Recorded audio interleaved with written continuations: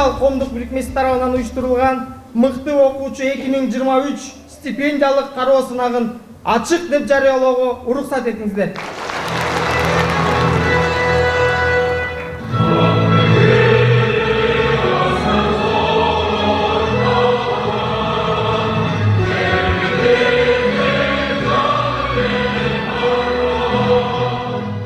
Билимтал коомдук бирикмесинин уюштурулганына 3-4 жылдын жүзү болуп калды. Анын негизги максаты окуучуларды билим алууга үндөө, аларга дем берүү, шыгын ойготуу болуп саналат.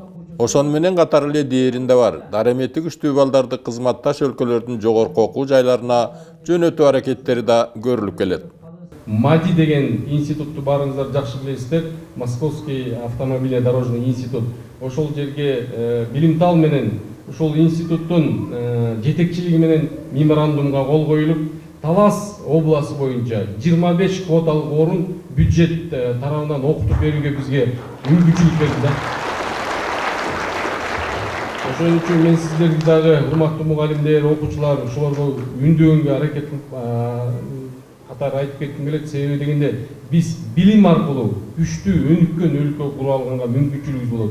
Мындай кароо сынак буга чейин Талас районунун аймагында гана өтүп келген. Быйыл анын алкагы кеңейип, кароо сынак бүткүл Талас облусун өз ичине камтыды. Былтыр район, Талас району боюнча пилоттук проект кылып өткөрдүк эле. Биринчи быйыл болсо жалаң областтын бардыгын чогултуп, мектептердин 100дөн ашыгыраак мектептин ичинен бүгүнкү күндө сынакты өткөрүп атабыз. Бул бизди абдан жакшы кубандырып атат. Анткени окуучулардын санын өзүңүздөр көрүп атасыздар кандай болот. Кийинки келечекте дагы мындан дагы көп иш-чараларды өткөрүп, ошол биздин келечек муунубузду, окуучуларыбызды мындай шыктандыруу максатында, мындай окууга, ошол билимге шыктандыруу максатында ушундай иш-чараларды өткөрүүгө мындай аракеттенип кылып келатабыз.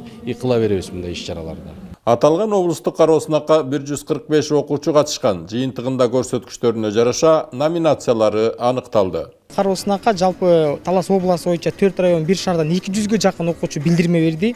Анын ичинен биз 145 окуучуну татыктуу деп тандап алдык. Азыр мына көрүп атасыздар, 70 окуучу сертификат жана китеп менен сыйланып катышуучу болот. Андан тышкары 45 окуучубуз болсо дипломант деп табылды. Алар диплом, андан тышкары белектерге болот. Анан 30 окуучу болсо эң мыкты окуучу деп тандап алдык. Алар стипендияны таталат.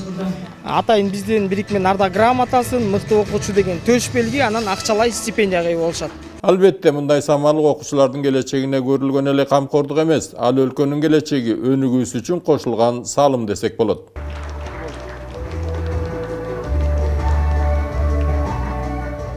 Качан мамлекетиңизде билимдүү, илимдүү, мыкты чыган уул кыздарыбыз көп болсо, ошондо биздин Кыргыз Республикасы өнүккөн күчтүү мамлекет болуп эсептелинет.